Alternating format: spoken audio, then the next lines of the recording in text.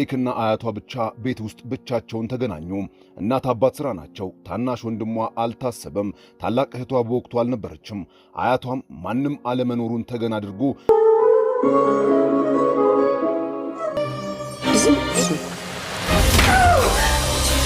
አያቴ ደፍሮኛል፣ በገዛ አያቴ ጾታዊ ጥቃት ተፈጽሞብኛል፣ ሴቶች ዝም አትበሉ።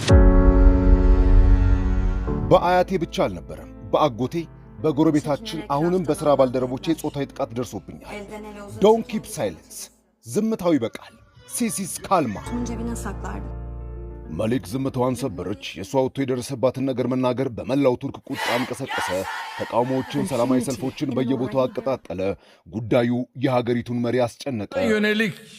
Violence against women is a betrayal of humanity. ከቱርክ እጅግ በጣም ተወዳጅ ተዋናዮች ውስጥ አንዷ ከመሆኗ በፊት በራስ የመተማመን ስሜቷን ሊያጠፋ የተቃረበ የልጅነት ሚስጥር ይዛ ነበረም። ለዓመታት ዝም ስትል የቆየችውን ታሪክ ዛሬ የስቃይ የልጅነት ጊዜዋን ከዝናዋ ጀርባ ያለውን ጣውረድ፣ ውትድርና፣ የታክሲ ገንዘብ እስከ መቸገር፣ እውነተኛ የፍቅር ሕይወቷንና ከዛ ጉዳት እንዴት እንዳመለጠች አሁን የደረሰችበትን የስኬት ደረጃም እናሳያችኋለንና አብራችሁን ቆዩ።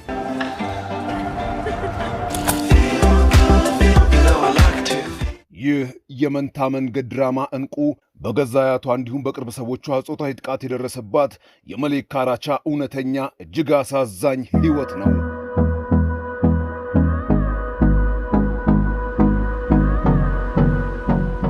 መጋቢት 20 እንደ አውሮፓውያን የዘመን ቀመር በ2000 ኢስታንቡል ከተማ ሀፍሳኑር ወይንም መሌክን አፈራች። እናትና አባቷ ስደተኞች ሲሆኑ ኢስታንቡል ውስጥ ተጋብተው መኖር ከጀመሩ በኋላ ሁለተኛ ልጃቸው መሌክን ወለዱ። መሌክ የቤቱ ሁለተኛ ልጅ ስትሆን አንድ ታላቅ እህትና አንድ ታናሽ ወንድም አላት። እናትና አባቷ ሀፍሳኑር ሳንጃክቶታን ሲሉ ሰየሟት።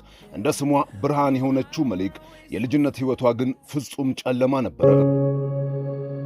ራሷን በቅጡ መከላከል የማትችለዋ መሌክ ከአባቷ አባት ቤተሰቦች ጋር እንደ ማንኛውም የቱርክ ዜጋ አንድ ላይ በጋራ ይኖሩ ነበረ። ግን ከዓመታት በአንዱ ቀን መሌክና አያቷ ብቻ ቤት ውስጥ ብቻቸውን ተገናኙ። እናት አባት ሥራ ናቸው። ታናሽ ወንድሟ አልታሰበም። ታላቅ እህቷ በወቅቱ አልነበረችም። አያቷም ማንም አለመኖሩን ተገን አድርጎ ምንነቱን መናገር የማትችለውን ነገር ፈጽሞ የማታውቀውን ነገር አታሎ አደረጋት። ያደገችበት ማህበረሰብ፣ እርሷን ያሳደጋት ቤተሰብ በከፍተኛ ሥርዓት ነበርና የደረሰባትን ሳትናገር በዝምታ ተዋጠች። እያደር ስነ ልቦኗ መሸርሸር ጀመረ። በራስ መተማመኗ ጠፋ። ከቤት መውጣትን ትታ ብቻዋን መኝታ ክፍሏ ውስጥ በሐዘን ተኮራምታ ተቀመጠች። ብትናገርም ቤተሰቧ ከእርሷ ይልቅ የሚሰማው ደፋሪውን ነው። አባቷ ግን የዋዛ አልነበረም። ይህን ሁኔታዋን ተመልክቶ አንድ ነገር እንዳለ ገባው። ግን ሲጠይቃት መሌክ ዝምታዋን መረጠች። በራስ መተማመኗን ለመመለስ አስገድዶ ካራቴ እንድትሰለጥን ስፖርት እንድትሰራ አደረጋት። የቤቱ ተንኮለኛ ልጅ የነበረችው መሌክ ተጫዋችና የቤቱ ድምቀት ነበረች። ይህ ሁሉ የሆነው የሁለተኛ ደረጃ ትምህርቷን በምትጀምርበት ወቅት ነበርና በርካታ የጸባይ ለውጦች ታዩባት። እናትና አባት ይቺ ቆንጆ ልጃቸው የሆነ ነገር እንደሆነች ተረድተዋል። ግን ደግሞ ሀፍሳኑር ወይንም መሌክ ምንም ከመናገር ተቆጥባለች። ያልሞከሩት ነገር አልነበረም። ግን በዝምታዋ ለዓመታት ጸናች። በእንቅርት ላይ ጆሮ ደግፍ እንዲሉ የአያቷ ሳይበቃ በአጎቷና በጎረቤቶቿ እጅግ በጣም ውብ ስለነበረች ጾታዊ ትንኮሳ ደረሰባት። የሚኖሩት ከኢስታንቡል 36 ኪሎ ሜትር ርቀት ላይ በምትገኝ ፔንዲክ ከተማ ነበረ። ያን የጨለማ ጊዜ ለማለፍ አባቷ በቀን በቀን እያስገደደ ወደ ካራቴ ቤት እንድትሄድ ያደርጋት ነበረ። መሌክ ግን ከዚህ ሁሉ ነገር በኋላ የአባቷ ግፊት ሳያስፈልጋት ራሷን ለመከላከል ውስጧ በእልህ ተሞልቶ ካራቴዋን መማር ጀመረች። ተምራም ጥቁር ቀበቷን ተቀብላ ተመረቀች። በጥቂት ዓመታት ውስጥ ጀግና፣ ከፈጣሪዋ በቀር ማንንም የማትፈራ ጠንካራ ሴት ሆና ከራሷ አልፋ ለሌሎች የምትቆም ለመሆን በቃች። ስነ ልቦኗ ግን በቀላሉ ሊመለስ አልቻለም። ድሃም የድሃም ከማይባሉ ከመካከለኛ የሀብት ደረጃ ካላቸው ቤተሰቦቿ የተገኘች ሲሆን ኑሯቸውም የተረጋጋ ነበረ።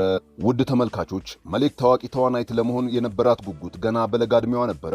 ለትወና ያላት ፍቅር ውስጧ ሲቀጣጠል ለጓደኞቿ ታያላችሁ፣ እኔ ወደፊት ቁጥር 1 ታዋቂ ተዋናይት እሆናለሁ እያለች መናገር ጀመረች። ታዲያ በስነ ጽሑፍ ክፍለ ጊዜ ግን ከጓደኛዋ ጋር አንድ ክርክር ጀመረች። እችላለሁ አትችም፣ እችላለሁ አትችም።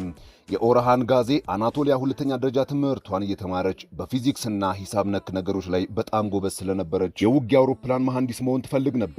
ውትድርና በጣም ይስባት ነበረ።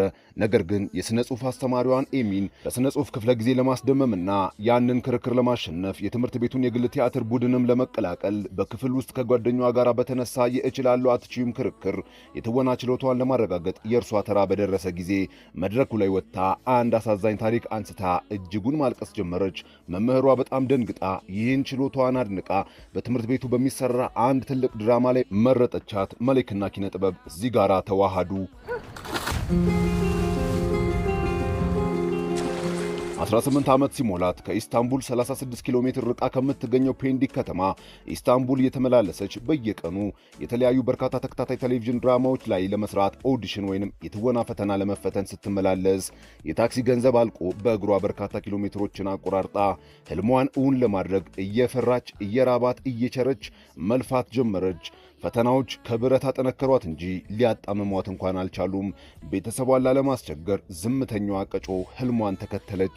በየፊልም ሰሪዎች ደጅ ጠናች። በ2015 አንድ ቲያትር ላይ ተመርጣ በረዳት ተዋናይነት ሰራች። የሁሉም እንቆቅልሽ ፍቺ ይህ ቲያትር ነበረ።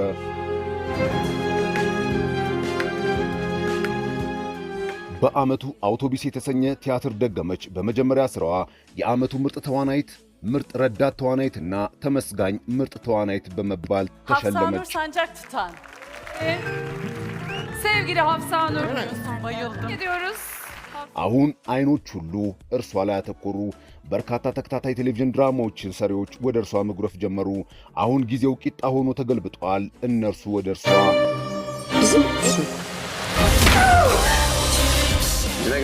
አስባ እንኳን ከማታውቋቸው እጅግ ታዋቂ ተዋናዮች ጋር መስራት ጀመረች።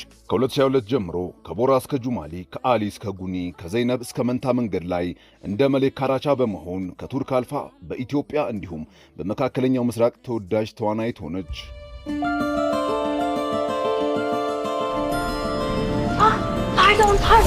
1 ሜትር ከ63 ሴንቲሜትር ስትረዝም 53 ኪሎ ግራም የምትመዝነው መሌክ ወይንም ሀፍሳኑር 7 ተከታታይ ቴሌቪዥን ድራማዎችን፣ 1 ፊልምና 2 ቲያትሮችን በመስራት በ10 ዓመት ውስጥ ከ10 በላይ ሽልማቶችን ጠራርጋ ወስዳለች። መሌክ ከስኬቷ ጀርባ በ2021 ዝምቷን ሰበረች። አያቷ እንደደፈራት በይፋ ተናገረች። ዓለም ጉድ አለ። ቱርክ ተናወጠች። ፕሬዝዳንቱ ጨምሮ መግለጫ ሰጡ።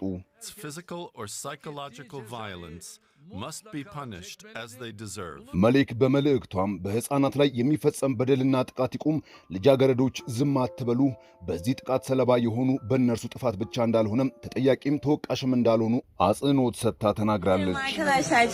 ቤተሰቧ እናትና አባቷ ይህንን ጉድ የሰማው ከረፈደ ነበረ። ማለትም አያት በ2018 አርፎ ነበርና ይህንን ጉድ ከረፈደም ቢሰሙ የሜሌክን እውነተኛ ቤተሰቦች አንገት ያስደፋ ጉዳይ ነበረም። አንገታቸውን አስደፋ። መሌክ ግን ዶንት ኪፕ ሳይለንስ፣ ዝምታዊ በቃል ሲዚስ ካልማ ትላለች። የፍቅር ሕይወቷን ስንመለከት በይፋ 2 የተረጋገጠ የፍቅር ግንኙነት ታሪክ ሲኖራት አንደኛው ከተዋናይ ዴኒዝ ካን ጋር ነበረ። ፍቅራቸውም አድናቂዎቻቸውን እያስቀና ለረጅም ጊዜ ቆይቶ የነበረ ቢሆንም በ2022 መለያየታቸውን በይፋ አሳወቁ። ትውውቃቸውም ገና ዝነኝነት እየመጣ በነበረበት ወቅት ነበርና ሁለተኛው ደግሞ ፍቅሯ ማለትም በ2026 ከኩቢላይ አካ ወይንም ሁላችሁም እንደምታውቁት በቆሰለ ፍቅር ላይ ከምናውቀው ከአሊ ከማል ጋር ቅልጥ ያለ የፍቅር ግንኙነት ውስጥ አሁንም ይገኛሉ። የተዋወቁትም በዚህ የማስታወቂያ ስራ ነበረ። በዚህ ሰዓት ግን እርሷ ከመጀመሪያ ፍቅረኛዋ ጋር ነበረች። ተዋወቁ እንጂ ምንም ነገር አላደረጉም ነበረ። ላንተ ያለው እንጀራ ማንም አይበላውም የተባለለት አሊ ከማል ወይንም ኩቢላይ አካ ሆኖ ተገኘ። በእውነት ፍቅራቸው ያስቀናል። እርስ በርሳቸው በደንብ ይደጋገፋሉ። ከስሩ አትጠፋም፣ ከስሯም አይጠፋም። የጭቃ ቅርጻ ቅርጾችን በትርፍ ጊዜዋ መስራትን ታዘወትራለች። ከምንም በላይ ግን እንደ እንቁራሪት ከውሃ ዳር አትጠፋም። ለተፈጥሮ ልዩ ቦታ አላት። የሀብት መጠኗም በወር ከ83,000 እስከ $114,000 በላይ ገቢ ወደ ካዝናዋ በቀጥታ ታስገባለች። ወደ ኢትዮጵያ ስናዞረው በወር በእኛ እስከ 30 ሚሊዮን ብር ድረስ ገቢ ታስገባለች። ኢስታንቡል ውስጥ የራሷ ቅንጡ በመስታወት የተሰራ መኖሪያ ቤት ሲኖራት የምትነዳቸው ቅንጡ ሌክዠሪ ስፖርት ካሮችም መለያዋ ነው። በኢስታንቡል ገጿም ከ1.5 ሚሊዮን በላይ ተከታዮችን ማፍራት ችላለች።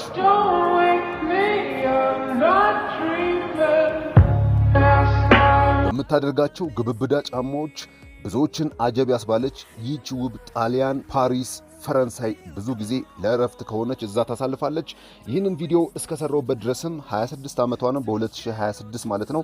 ለበለጠ መረጃ ኢንስታግራም ገጿን መመልከት ትችላላችሁ። ይህንን ቪዲዮ እንደተለመደው 1001 ላይክ በማስገባት ፍቅራችሁን ለመልክ አሳዩዋት። ለቻናሌም አዲስ ከሆኑ ሰብስክራይብ በማድረግ ቤተሰቡን ተቀላቀሉ።